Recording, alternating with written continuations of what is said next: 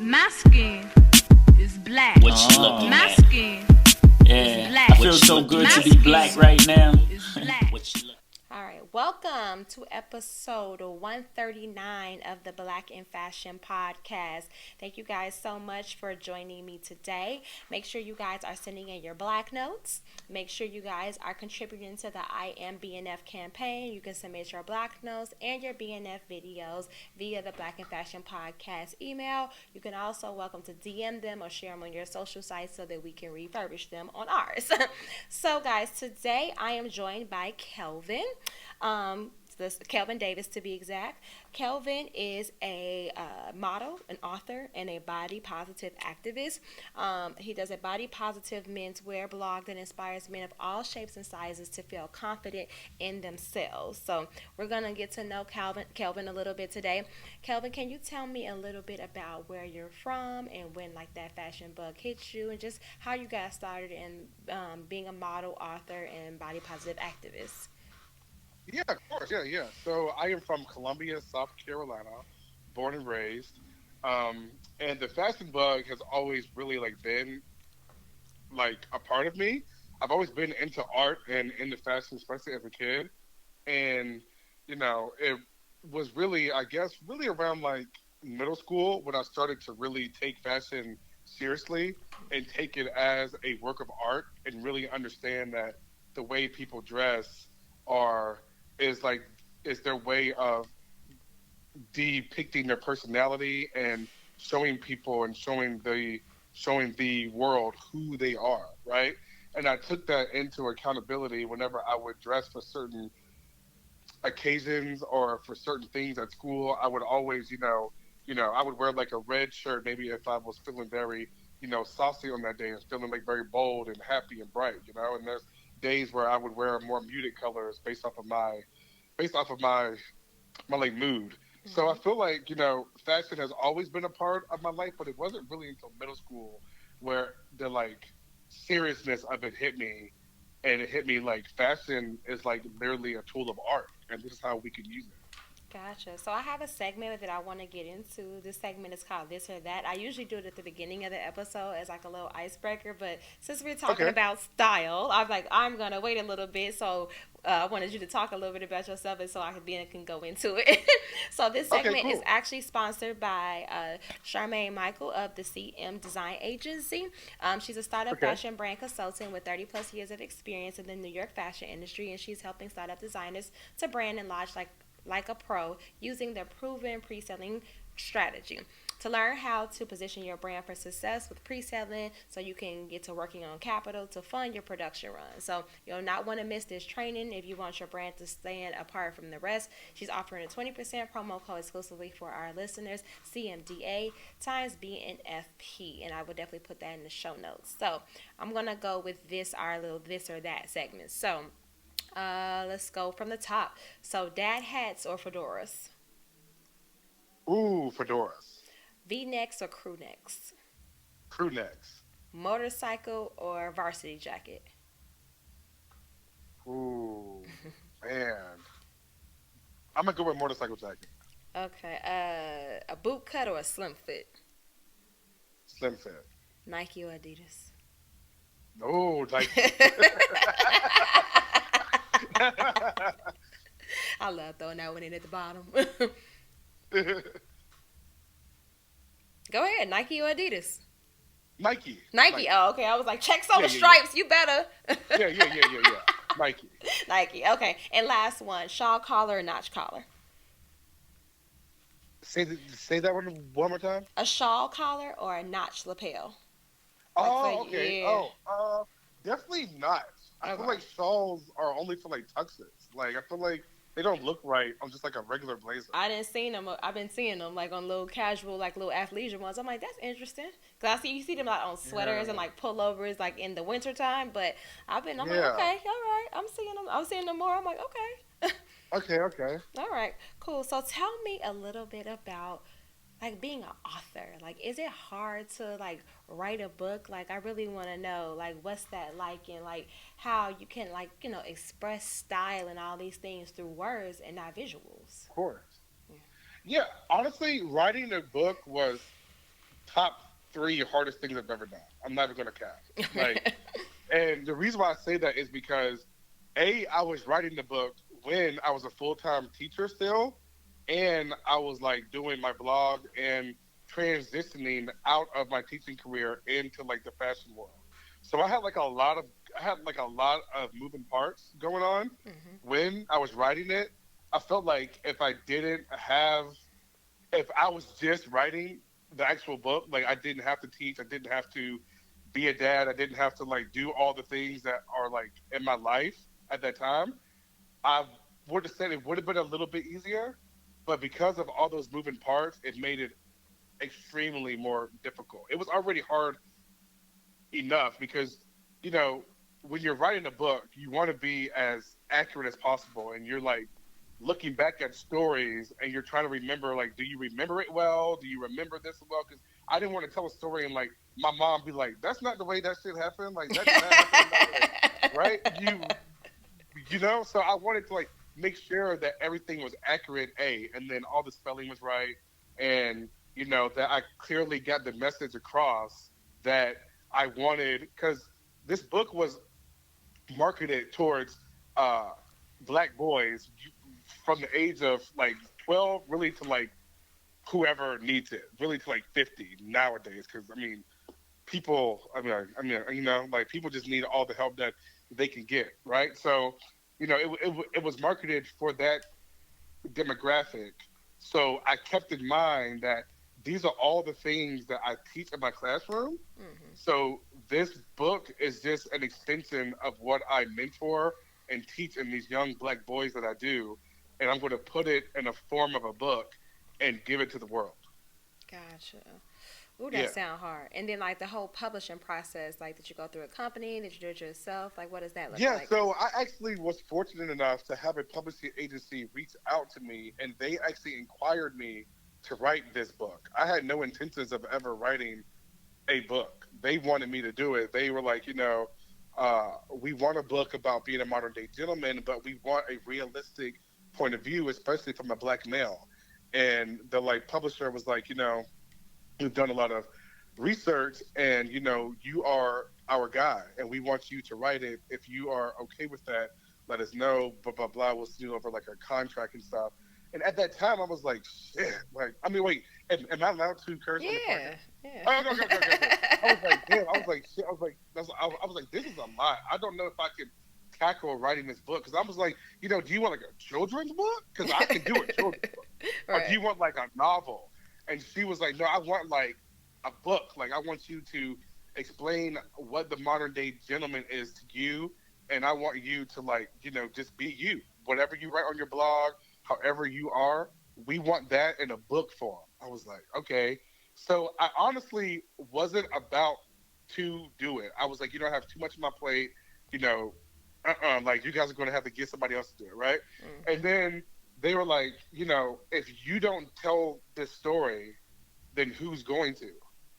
And that just like made me think in my head, like there's so many black boys that don't have positive representation. They don't have a positive role model. They don't have all these things that, you know, other like cultures have, right? So I was like, you know, I teach a lot of these boys that look up to me, and a lot of them came from single mother homes, and they looked up to me as being like their mentor, their like guide. Like they would take advice from me. They would like, you know, come to me sometimes crying. I mean, I'm talking about like hard, like thug 8th grade boys that like think that they're hard. Like they would come to my art classroom crying to me about feelings and like how they felt, right? So I was like, you know, it really is important for me to do this. I need to suck it up and just write this book. And when I started, you know, it was kind of like once you're in the thick of it, you kind of just have like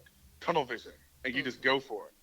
And that was really my whole process, was that, you know, somebody has to tell the story. Somebody has to be this. Somebody has to do it. If not me, then who else? I love that. So it was a calling. Yeah. Now it came down to it being a calling, as much as like I got too much going on, but this is a calling, and I have to do it. For sure. I definitely took it as like a calling, a a blessing? Because it's like, how many people like have worked their entire like life to write a book, right? And have never got it published, have you know what I'm saying? I was like, this is an opportunity of a lifetime for me to write a book, to have it published out to the world. Like this is like, I mean, this doesn't happen very often, right? So You're right about that. I hear that. So I have a segment called "It's a Success" or "It's a Disaster." Okay. Can you tell me or give us a story about a time where something went really like completely bad in your business? So I know like you've like been like building an e-commerce platform and a blog, and you've been a teacher and you've done all these different things, especially in the entrepreneurship world. Can you tell me about something that just went really bad in your business, but you used it as a learning experience and started to incorporate something different in the way you do business? For sure. Yeah. Oh man, let me think. There's probably one that stands out to me the most. So, like I said, whenever I was transitioning to like this full time fashion career, I was like still teaching, right? So, um, there was a time where whenever I was teaching, there was a underwear there was an underwear ad of me out, right? Mm-hmm. And a lot of my students were aware of this, right? So I had to make up this lie that I had a twin brother, right? So, so like, you're like, dog, what? So I had to make up this lie that I had like a twin brother, right? Because I'm like, I do not want these kids like looking at me in like a different way, like you know what I mean? Like I'm like, you know, I am like their teacher. Like I don't want them looking at me like I saw this man in his drawers, like on the internet. Like this is not okay, right? So I told them, I said, you know, a lot of you guys have seen this ad, da da da. I want you guys to know it's not me. It is my twin brother. They're like, oh man, okay, cool, cool. So they were like, you know, asking me questions like, what's your twin brother's name? I was like, his name is Kevin. You know, I was just like, shit. I was like, Kevin and Kelvin, right? Kevin and Kelvin. Right? You know, I was just like giving up. I was just like, you know, I was just like bullshit names, right? And then, you know, I kept this lie. So I thought the lie was just for this day, right? I was like, okay, that was a pretty good lie that I told my seventh grade class. Hopefully, I won't have to repeat any of the information because I forgot half of what I said, right? So, so the thing is, my dad told me a long time ago, you always remember the truth, but you will forget a lie, right? True. So I'm like, damn, I'm like, hopefully they won't ask again, right? So a couple of months go by, and I have a Target ad that comes out, and they're like, Miss Davis, we saw your twin brother in like a Target ad. It looked really cool. And I was like, huh? They were like, yeah, like your twin brother was the Target. I was like, oh yeah, Kevin, yeah, that's right, yeah. I was like, yeah, he's doing amazing things, all this stuff. And then what got me was because you know, like the seventh and eighth graders fell for it, right? But my sixth graders were the ones that called me on my bullshit. Really? They were like, you The know, younger Davis, ones. it's funny that like we follow you on Instagram, and every time you're gone, your twin brother's gone too. Like y'all like are gone at like the same time. Like whenever you're not here, your twin brother is like out in LA or he's here or there. And you know, even though y'all are twins, like y'all like sound alike too. I said, yeah, I mean we're twins. Like we're like identical, right? And they were like, Mr. Davis, come on now. Like, stop. Like, Not you them gotta stop clocking bullshitting. you. Huh? Not them clocking you. Like trying to Yes, be like- Inspector Gadget. Exactly. So calling me out, right? And then I'm like, you know what? You guys got me. You know, I lied. You know, I do not have a twin brother. And my seventh graders, though, they did not believe me. They were like, Mr. Davis, that's not you. Like, that is your twin brother. So, like, my sixth graders were like, no, we knew you were lying. My seventh graders were like, Mr. Davis, that's not you. Like, you not that cool. Like, that's not you. Like, that is your twin brother. I'm like, no, I don't have a twin brother. I lied to you. I'm sorry. I lied. So that's a moment where I was like, okay, now, whenever I, like, have people ask me about, like, what I do for a living, because there was a point in time where, you know, I didn't really want to explain, I guess, what I did for a living because it came off as like bragging. Well, it came off to me as if like if somebody asked me like like, what do you do for a living, right? And I go on this tangent about me being in the fashion industry and model for Target. It to me, it sounds like I'm bragging, and I don't want to come off in that way. I'm just giving information, but in my mind, I'm like, does this person think I'm like bragging? Do they think I'm trying to like overboast my like success? Like, do you know what I mean? So now I take it as, you know what?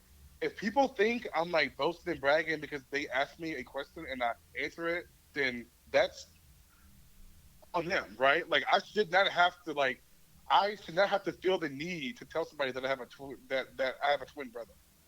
That's true. But yeah, you went all in with that one. Now that just cracked me all the way up. I did. And I was hella committed too. I was like, you know what? I was like, my twin brother, he lives in California. His name is Kevin. I was like, this is not going to go well. And you had a whole plan. That's That's hilarious. I'm sorry. Like, that's probably the funniest thing I've heard all day. I did. Yeah. That is hilarious. That's what's up. So tell me, I know you're from South Carolina. Are you still based there? I am. Yes, ma'am. Do you find that it's harder, like, to work in like the fashion world when you're in the South? Because it's quite crazy. Because I got that question today. I spoke on a panel today at Harlem Fashion Row, and I had a lot of kids from Norfolk University and fashion, and a lot of them are from Virginia, from South Carolina, and I was like, what do you do when you're like in a place where like your resources are like limited, and like how it's hard to get into that fashion space when you're in a small town? And my response was like, actually, it's the complete opposite, because you got a niche market, like I live in New York, but most of my clients are in Atlanta and in Texas because they don't have the resources there. So that's actually the best place to be in. So have you found it hard and challenging where you are to create a name for yourself in the fashion world, and what has that process looked like for you? I haven't. I actually agree with you. I agree the fact that because I'm from South Carolina and because I am like this entity that lives here, that I'm like a rare breed. So I honestly feel like I've had a lot of success because of that reason. And I feel like now, because of social media, if a brand wants your talent, it doesn't matter where you are in the world. They will fly you out. They will come and get you, especially if they want you, right? Because I live here, and people still find it hard to believe that I've been like the face of Target for like almost like 7 years now. And they're like, wait, so how do you model for Target but live here? I was like, well, I get on a thing called an airplane. And I like go on a thing called an airplane. And I like go and like do the photo shoot, and then I take the airplane back and I come back home, and I like still live here, right? But it's like a lot of people don't understand that concept because they are so used to the fact that you have to live in LA, New York, or like a bigger city to like be successful in whatever, right? But it's like now, since social media, and it's like it's the power of social media, right? If you have a talent, if you have a niche or niche, however you want to say it, is it niche or niche? Or I say them like both. that? It depends on what I feel like. Yeah, same. Use them both. So I feel like if you have a niche that is very, marketable and very accessible to a brand, they will spend the money to come and get you. Whether you're in South Carolina, Texas, Oklahoma, it doesn't matter where you are. It's just the fact that a lot of people that live in those places, they think that they can't do that, so they don't try. Yeah. Yeah, I agree. Do you know what I mean? Yeah. I think, and that's what I said. I was like, that don't mean nothing.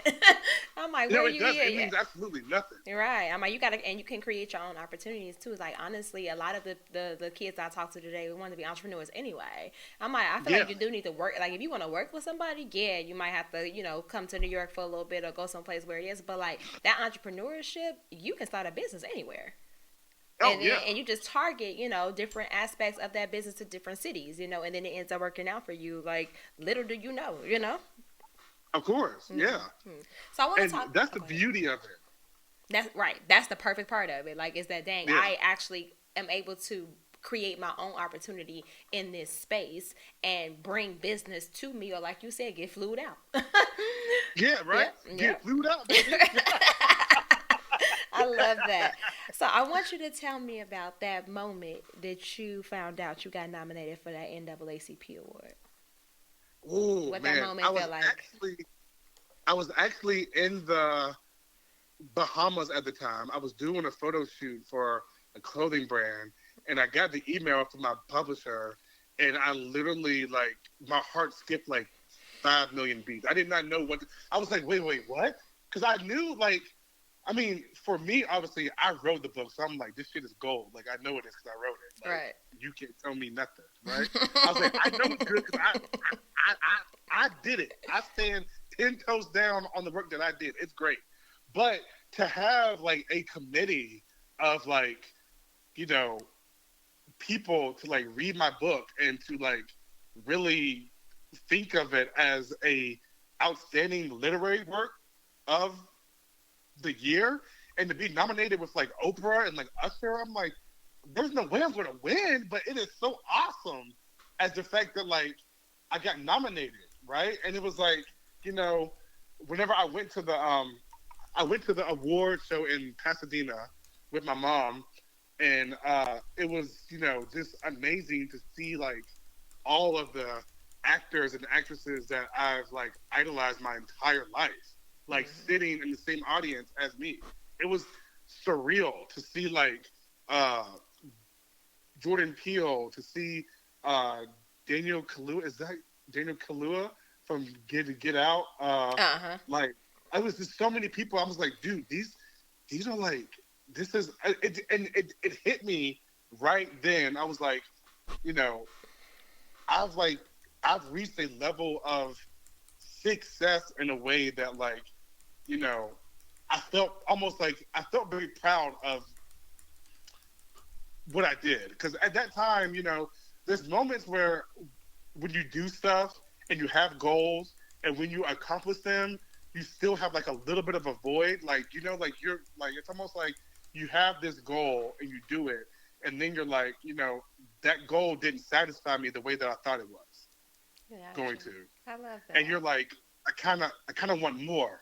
But with the NAACP Image Awards, that was like a moment, like a rare moment for me, where I was completely, like, at peace. I was satisfied. I was like, if I win, if I don't win, I don't care. I'm just happy to be here.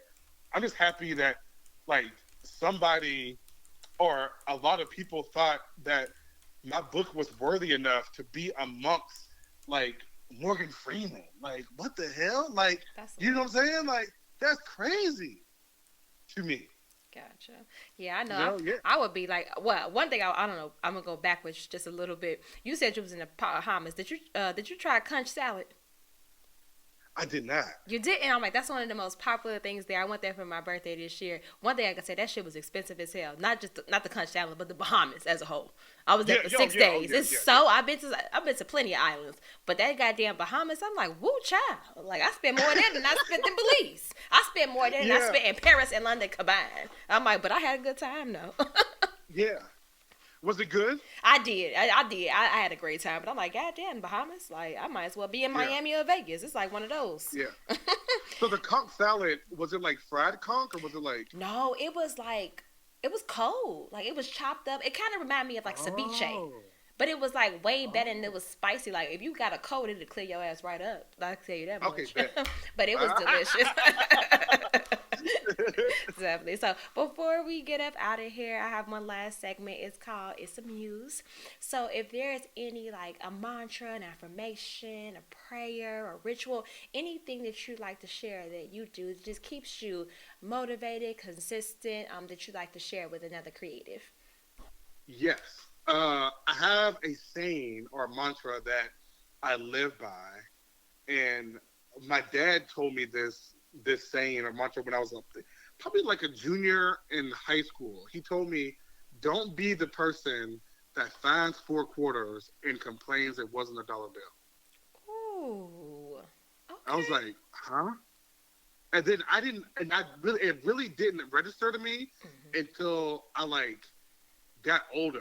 And I realized that's what my dad meant by when he said, "Don't be the guy that finds 4 quarters and claim it wasn't a dollar bill." Because it's like, if you have a goal or if something's supposed to happen, maybe it happens, but if it doesn't happen the way that you want it to be, why are you still upset? Right. The end goal is still the same. The process might not have been what you wanted it to be, but a dollar bill and 4 quarters is still the same.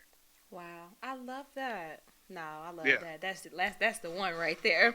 You're right, lady. That's the one right there. You guys can My dad find be keeping me straight. Like, right he be like, on your "Listen, toes. let me tell you something, okay?" I'd be like, "Yes, sir." He'd be like, "Man," and like the stuff he says, I'm like, "How does this nigga come up with?" I'm like, "How does he?"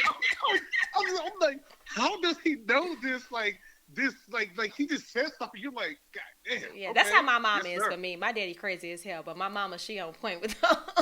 Yeah. Love that. So you guys can keep up with Kelvin at notoriously.dapper.com, at Kelvin Davis, KELVIN DAVIS, as well as Notoriously Dapper on TikTok and Notoriously Dapper on Facebook. And of course, I'll put all of this information in our program notes. Our It's a Muse segment was amazing. I love. Come on, don't be complaining about them 4 quarters. And it's actually that segment is sponsored by Demeanor by Tierra Alexander and is a Black-owned, women-founded contemporary women's brand that provides cocktail attire and elevated capsule pieces to the modern-day hyper-feminine alpha woman. So make sure you check out Demeanor. Use code BNF15 for 15% off your first purchase. Kelvin, thank you so much for joining me today. Side note, I have an uncle named Kelvin, and all my family is from Batesville, Mississippi. Oh, bet. Yeah. Okay, strong. Yeah, so I'm like, because the only other person I've ever seen with that name was my uncle. He actually passed away a couple of years ago, but his name was Kelvin. Yep. And I haven't That's seen anyone awesome. with that name in a long time. Yeah. Yeah, that's what's up. But thank you so much, Kelvin. Is there any like events or any thing coming out that you'd just like to share before we wrap up? Yes. So I am going to be working on a children's book soon. So hopefully within the next year or two, that will be out. But yes, I am currently working on a children's book based off of the actual book that I wrote. But it's going to be about a young Black boy trying to find himself, especially in the fashion world. So yeah. Love that. Hook me up with your publisher because I'm writing a book right now too. Okay, bet. All right. Well, you enjoy your evening, and as I always say, people stay black. Peace out. Thank you. All right. Have a good night.